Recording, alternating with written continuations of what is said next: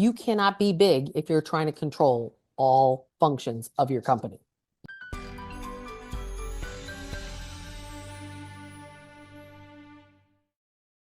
It's just like building the muscle of trusting yourself.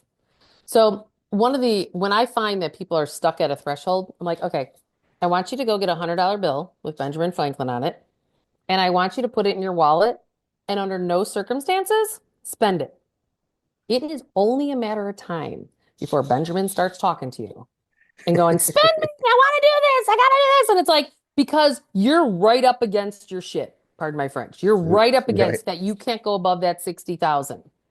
And the more you allow Benjamin Franklin to stay in your wallet, it's all about feeling the feelings that are stuck, that are creating this unworthy button or not enough button that's trying to come out and be felt so that you can expand to that next level of whatever that is. Because as an example, like I didn't have $1 million clients coming to me until I amassed $1 million because I was at that vibration.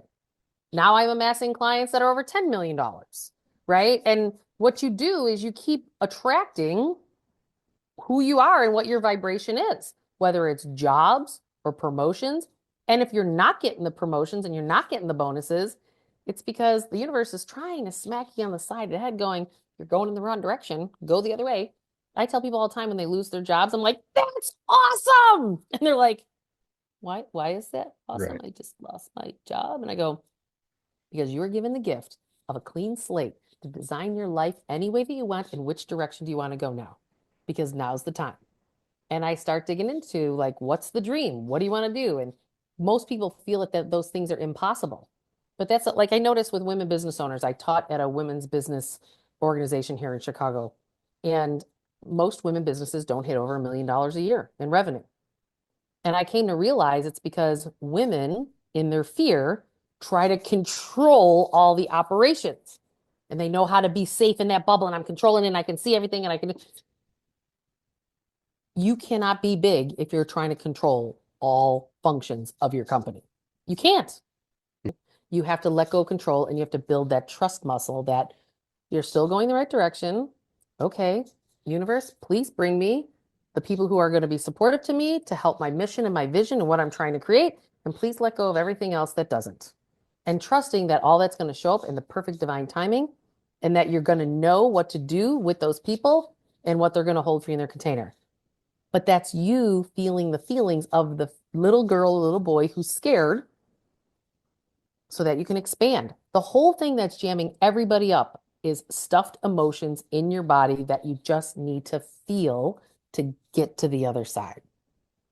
And we distract ourselves by like, oh, this boss sucks, I got it. And then I go get a job of 60,000 somewhere else and that boss still sucks because it's the same bird with a different name. Because you're calling these souls into your life to reflect back to you what you are trying to heal inside of self. And when we can recognize that, go, okay. I remember when I started dating the person I'm with today, and I'm like going, I don't need a third one of these to figure some of these things out. I mean, that needed to shift. It wasn't the other person. It was me. And when I could recognize that and just sit there and be like, okay, I don't even know. And, in my process, what I realized, I didn't even know this when I got divorced, but it came out of my subconscious mind that I was sexually molested by a Catholic priest when I was 5 years old, who was a family friend. And then it turns out he got multiple other people in my family. But I was the first one to break that energetic clamp. And then all of a sudden, everybody else opened up and healed after I opened it up. But it was about me being willing to go to the place of why I created the relationship I did in my marriage in the first place. Right? Yeah. Because it's the patterning from that trauma or that rejection before we're age 7. And every human's got one.